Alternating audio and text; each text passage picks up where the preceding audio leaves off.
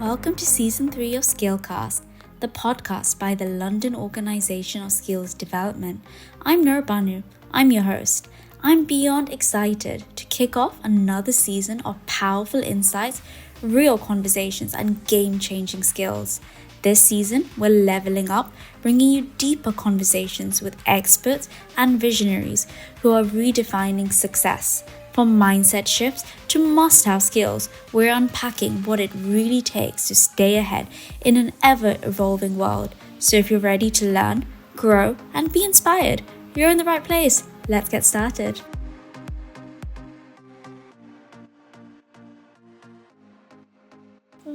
Welcome to SkillCast, the podcast by the LOSD. Go ahead and introduce yourself. So my name is Dr. Muntaha Naeem. I'm a doctor working in the United Kingdom. I graduated about a year and a half ago from Imperial College in London. And during my time at Imperial, I held a lot of leadership positions of lots of different clubs and societies. I was very involved in higher education. I served as president of our students' union.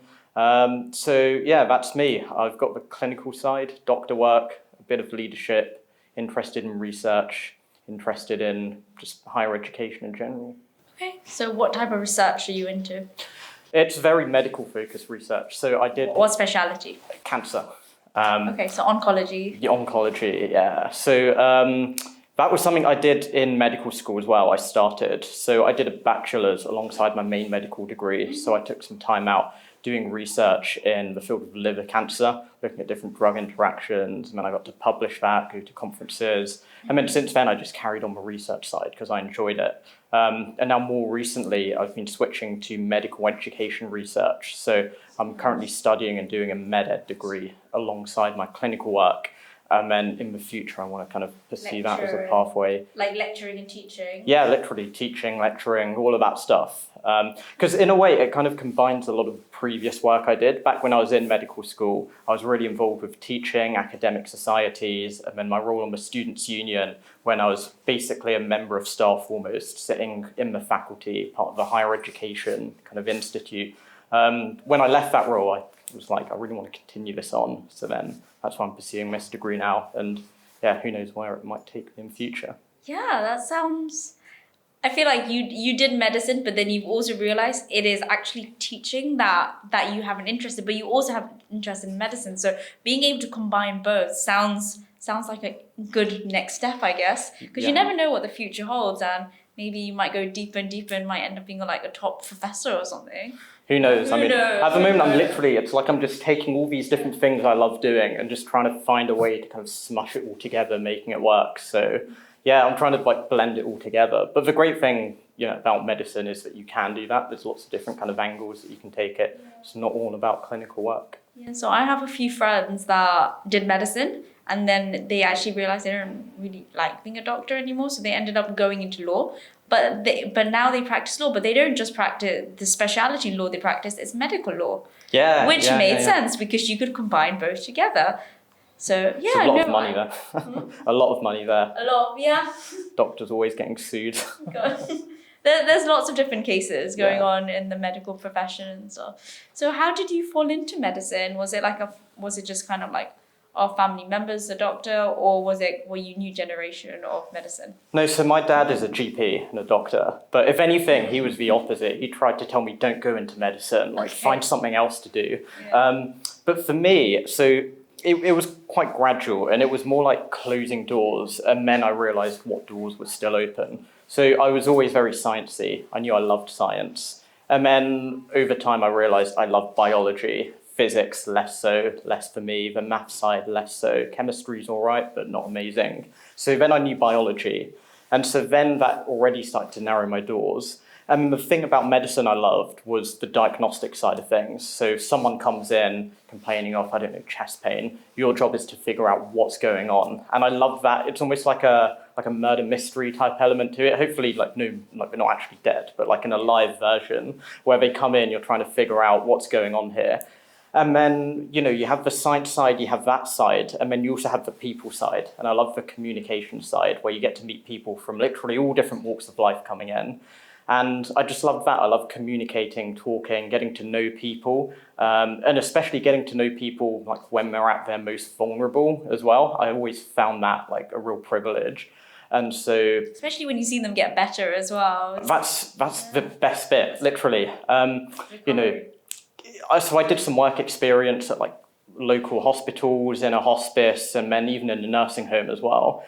And then that's when I really began to appreciate the caring role. And the thing I really realized is that even if you can't cure or completely treat people, you can still have just a massive, profound impact on how they are. The way that you communicate, the way that you talk to people can literally, you can get people where you can't help them, they're palliative, but little minor things that you can do can literally change their whole personality. They can open up, you can make their day, make them smile. And yeah, I enjoy doing that thing. Even if you can't help them physically, you can always help them mentally.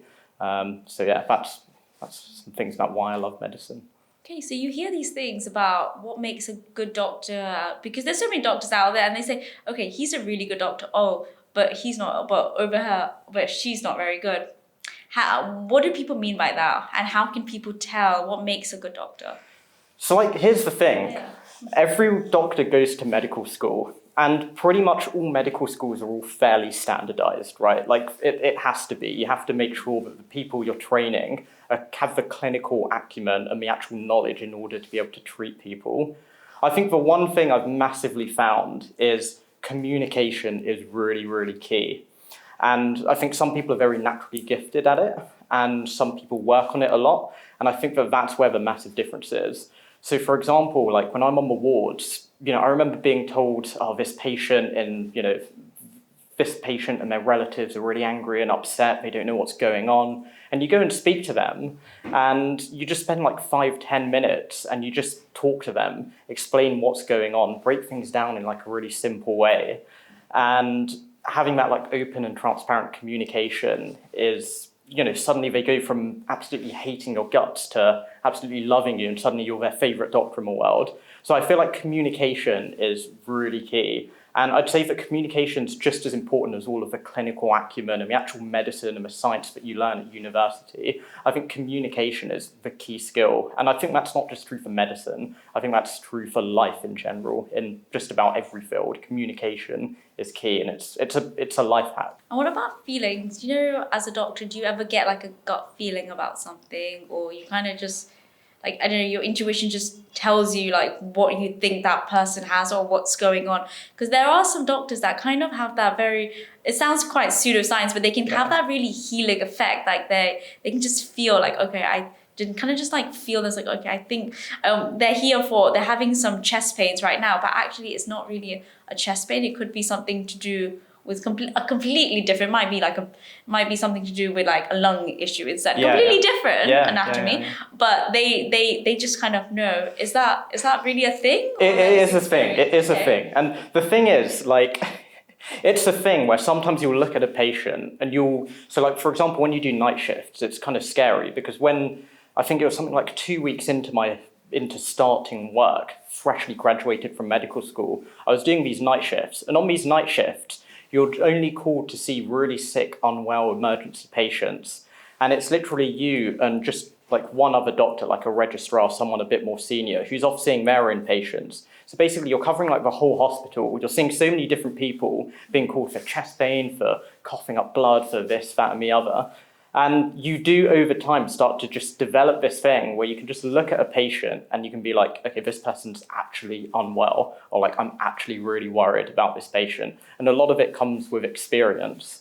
And even on the wards, on the day-to-day, it's really weird, because sometimes you'll review a patient, you'll review a case, and then in the back of your mind, you'll think, oh, could it be this? And most of the time, like I want to say maybe 70% of the time, the thing that you're thinking of when you first start working is some really rare, random condition that you've never seen before, barely ever see it in clinical practice, but it just comes to mind. And half the time you'll mention it and the consultant or whoever will just shrug it off, be like, no, that's like, relax, that's probably not what's happening. But then every now and again, you'll kind of suggest something, and then the consultant will kind of sit there and will think, actually, yeah, that could be a thing. And sometimes, so like when I first started working, there was this one case I saw where there was this patient who basically was having massive drops in their blood pressure. And again, there's so many common causes for why that might be happening. And we had investigated just about everything. And in the back of my mind, I was thinking, well, maybe it could be this really rare condition called a pheochromocytoma. It's like a growth on the adrenal gland just above the kidney. And it's really rare, you never see it. But I was like, let's just send off a blood test for it. And I sent it off, and it's a specialized blood test. It has to go over to a special lab, shipped off in ice. And you get the results back 3 weeks later. And one day the consultant comes in, and he was like, yeah, I got this email from like this lab in London, and it said in big capitals, urgent attention.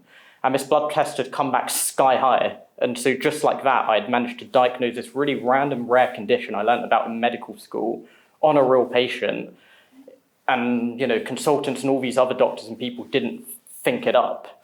And it was only just because I connected random dots in my head that suddenly I thought of it. In the same way, just about every doctor working will connect different dots randomly. And so actually you could throw a case in front of someone, have 5 different people look at it, and they'll all come up with different ideas, different things that could be going on. It's quite interesting. How many of these have you done today? My interviews, we've done quite a lot, haven't we? You must be fed up of talking by now. No, you know what? I get to learn new things from people all the time. Yeah. So it's kind of cool. Yeah, you're quite good at it. You're very naturally, like I can imagine like if we had like a fireplace here, sat around, cup of cocoa, just chatting. Yeah.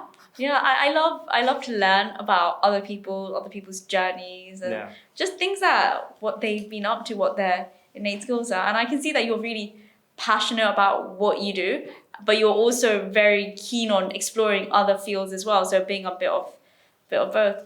Yeah. But I quite like this whole murder mystery kind of thing going on, joining the dots and like figuring out something. And you probably get some sort of like an adrenaline rush, like a high from actually this investigation. I do. I like, the weird thing, like it's going to make me sound like an absolute nerd, but being around academic-y places, like being in the hospital, seeing patients, when I'm like sometimes now I do my own ward rounds, so I go around and see the patients myself, and it's like a game, like you really get into the swing of things where you're just bouncing from like bed to bed, just chatting with people, figuring out what's going on. I feel like that as well, being around universities. Like when I came to Harvard, my sister was like, what are you doing? Why are you taking pictures of all these random buildings? And I'm like, this feels like home to me. It's just the feeling about being in a certain place and you're just absorbing the energy and being in an iconic, because you can go to a conference in like, let's say the Holiday Inn, but then you can also go to a conference in an iconic venue, in an iconic landmark, because it's a complete different feeling. Yeah. It's just the energy, the people around, the people studying and because you're someone that acquires knowledge, you have a love for knowledge and lifelong learning, which you can tell through the medical, the fact that you're doing another degree right now. It demonstrates, and being in this sort of environment is basically it sounds like you feel at peace. It feels like home. Yeah, you absorb the vibes. Yeah. Like when you said absorb the knowledge, like that's literally it. Like you absorb it. Just being in a place like this. I get the same feeling when I go to like Cambridge, to Oxford, just about any university. I just love the buzz. I just love it. Is that what you like? Is it? What about? Do you like other sorts of environments? Do you like nightclubs and stuff like that? Is that sort of a thing, or is that completely like? I feel like every environment you're in, naturally you're going to absorb energy. You're going to absorb like the buzz. I think it's the same when like you meet people. If someone's got no energy and they're just kind of really angry or annoyed or frustrated, like sometimes it reflects like that vibe just kind of goes into you a little bit. Like and it can have an influence on your own mood. Yeah. Whereas if you meet someone that's like really bubbly, really smiley, really happy, you get like that as well. Like there's some people where you just meet them and you start chatting with them and they're so smiley that you just naturally find yourself smiling. And even if you're having a really bad day, if you see that person always in a good mood, suddenly you're smiling as well. So I feel like, it's the same for environments, it's the same for people.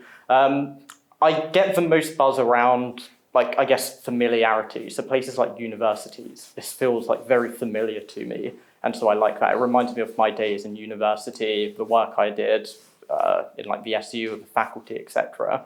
And I guess it's true for other places as well. It's like if you go to Disneyland, the land of happiness, naturally being in that environment, you'll feel a bit more like a kid again. So But yeah, for me, I feel it most when I'm in places like this. It's comforting. And are you into the history and like the architecture as well, or is it just the environment? I think it's both, because from the outside, Harvard, I love the architecture. Like being here, you can tell it's got tradition, it's got history, it's steeped in character, and I really like that side of things. But even when you're inside, like just walking around the science center, for example, it may not look as glamorous. Like if you're in like a random lecture theatre or a random classroom or a seminar room, it's just like any other seminar room. But I still feel a bit of that buzz as well. Because like walking around like this building yesterday, I kind of like snooped into the basement. I was looking around some of the seminar rooms. It really, really reminded me of my university, Imperial. And I remember thinking like this could literally be like an Imperial building I'm in right now. And so with that, I guess it's all sciencey and stuff anyway. But with that, it just brought back like the memories. It brought back the feelings, the vibes. You know what it's like? Let's say like you're going through different phases in your life and you start listening to a song and that song becomes a song that you're listening to like constantly.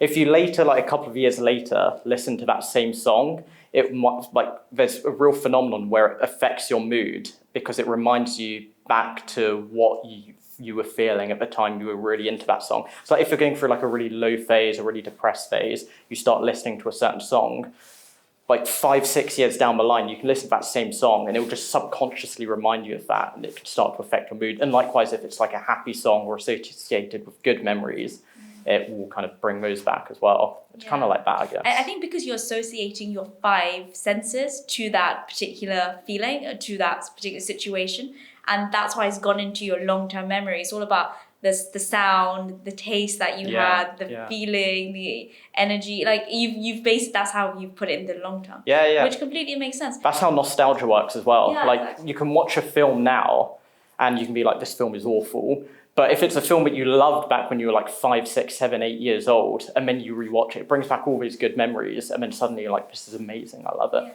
And it goes into your long-term memory, into the amygdala, where it's associated with feelings and emotions. So that's what you find in, in palliative care, when people have dementia. They won't remember their own son's name or their own daughter's name, but they'll still remember that song that they listened to when they were in high school. So there's this thing called group reminiscence therapy. So it's this real thing they do with Alzheimer's patients and like other patients with dementia. And they literally get them in a room in a circle and they just start playing music from like the 1930s and 40s, playing short films, passing around like old artifacts. And it helps to stimulate their minds a little bit more. And again, it benefits their mood as well.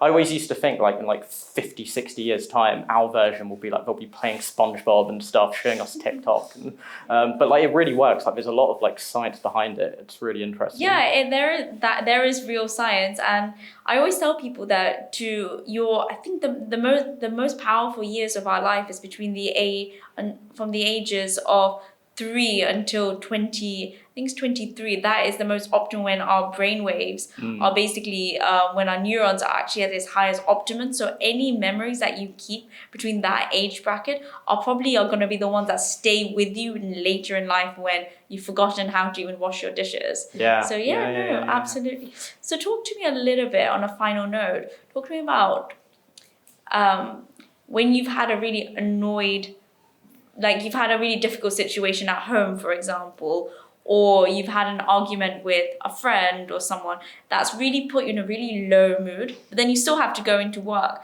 and then you have an annoyed, angry patient that you're dealing with. How do you stay calm and composed? What are your top tips and your hacks? Yeah, so actually, it reminds me of a situation on one of my first night shifts when I first graduated from being a doctor.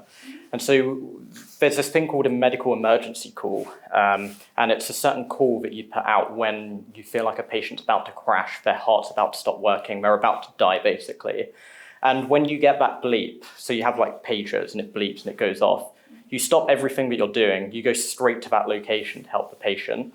So on one of my first ever night shifts, we went over and the situation was the patient wasn't doing well. The patient wasn't going to make it, most likely, despite our best efforts of what we were trying.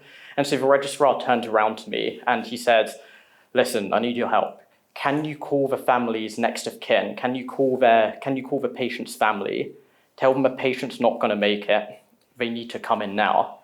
And I remember just in the moment, I was like, yeah, sure. Because like it's so chaotic, you just feel so flustered. You're like, yeah, sure. So I pick up the phone, I start dialing the number. And then while I'm ringing, I'm like, damn, this is actually like a proper phone call. Like this is like something, these next 20 seconds on the phone is going to be what this family remembers for like the rest of their life, being told that like their father, their grandfather isn't going to make it. He's going to pass away. You need to come in now. So I took another couple of seconds just to kind of, digest everything, to plan, just to kind of make sure my head's in a clear space. I did the phone call and, we stayed with the patient. Unfortunately, the patient passed away. I remember the patient's relative, she lived local, she came in. I believe it was her daughter. And when she came in, she was in such like an emotional state naturally. All she could do was just scream and cry, and she was just an absolute mess.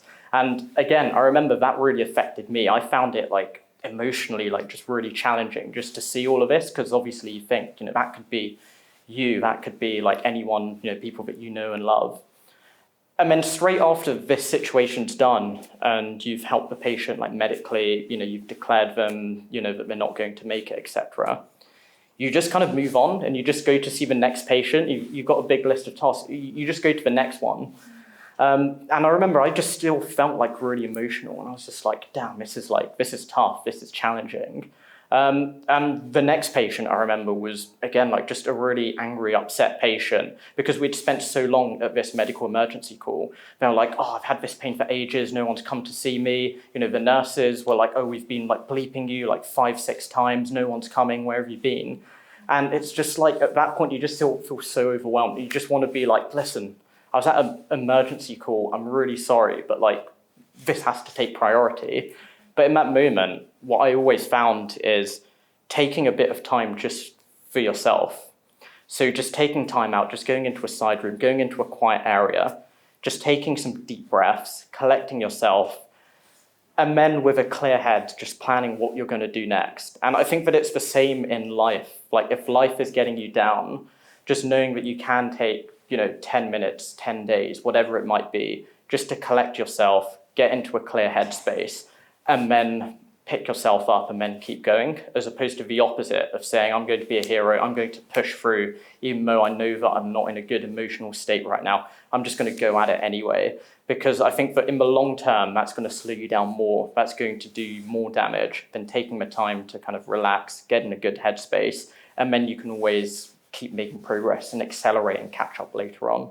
Yeah, perfect. So is that your hack, so it doesn't affect your personal life then, I'm guessing? Yeah, you've got to just take time out for yourself.